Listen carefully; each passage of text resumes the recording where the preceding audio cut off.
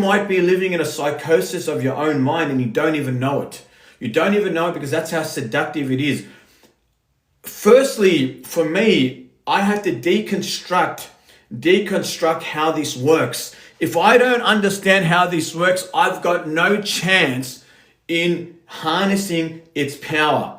It's almost like if you don't learn how to drive a car, you're not going to be able to drive the car, right? You can learn about how to drive the car all you want, but you need to really get in the car and learn how to drive it, right? So a lot of us, we understand it intellectually, but are we actually applying this? Are we actually applying the, spiritual science here of how to harness this power? Through my own deconstruction, I understand that one of my superpowers, just like you, is attention. Attention is a superpower.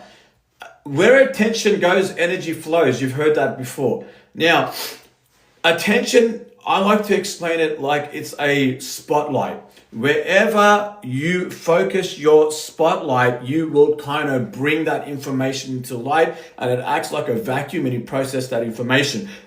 At the moment, your attention is in this live and we're exchanging information, or we're exchanging energy and you're processing this information. Now, you can look to the left, you can look to the right, you can read your messages, like your attention can be channeled. You can channel your attention. When you're not channeling your attention, what happens to it? The construct called the ego takes it because it thrives on your attention, because it's a form of energy. It's fuel of survival. So it will do whatever it can to take your attention. That's why some of us are unaware, because the one superpower we have to bring light of awareness into our experience, or becoming conscious or more conscious, is taken by a construct that's keeping you in psychological time, and you're always romancing the past, or you're projecting about the future. You're always doing something that is confining you in this construct that is disabling you from experiencing the true state of your consciousness, which is just being. Being, not doing. You're always doing something, and this is what the monks teach us through what they call the monkey mind. You're jumping from thought to thought to thought, always need to be doing something, always need to be shopping. Attention is always identifying with everything. You're identifying with your thoughts, then your feelings, and then when there's nothing to identify with, you get your phone and you start scrolling, and you're identifying with, because your attention always needs to be in something. Because if your attention isn't in something and you're sitting here, and this is what meditation is, what happens? You start getting anxious because there's a withdrawal symptom, because your attention has been so consumed in processing abnormal amounts of information. The minute you press the stop button and just go,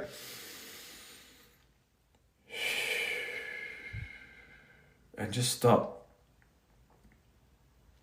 If you don't have the spiritual maturity to stop and embrace being, this is when you're going to feel anxiety.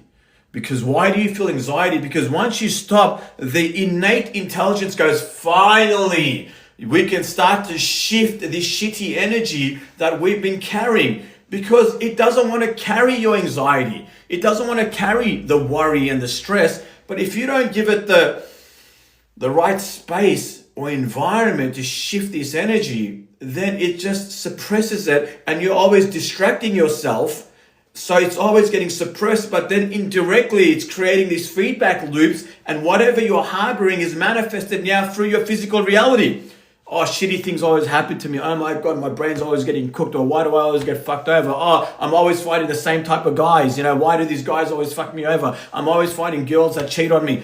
The same experiences are happening because of the emotions you've been suppressing. And for a lot of us, it's the trauma. It's your trauma. You've gone through some serious shit in life. You've gone through heartache. You've gone through abuse. You came from a family where your dad didn't tell you he was proud of you. Your mum was emotionally unavailable. I don't know what type of trauma that has accumulated, but now you're sitting here fearing abandonment. You fear not being good enough. You fear rejection. You have this fear of not making it. You have this fear of not being heard. So whatever fear you have, right, that you're carrying, it's manifesting within this narrative, which is then projected into your life, and every action, reaction, and every choice is dictated by this emotional suppression you've been carrying since you were born. That's the emotional architecture that we all share. You're not unique, I'm not unique. It's just the way it is.